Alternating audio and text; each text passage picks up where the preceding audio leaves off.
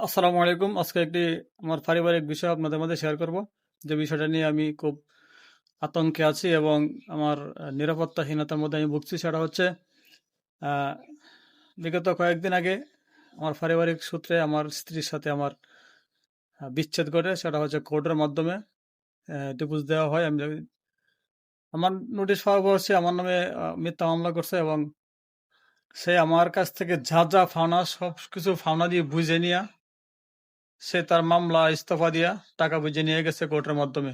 এখন সে কোর্টে এটা রায় অমান্য করে সে বিভিন্ন লোক দিয়ে আমার কাছে আরো 1 লক্ষ টাকা দাবি করতেছে।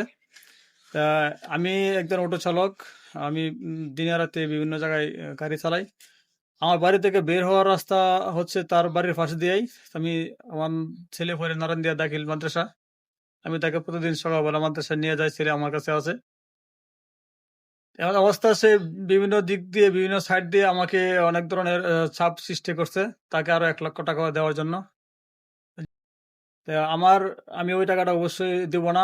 যেহেতু যা পরিশোধ করার আমি কোর্টের মাধ্যমে পরিশোধ করছি। বিজ্ঞ আদালত ছাড়ার সাক্ষ্য আছে কাগজপত্রের মাধ্যমে।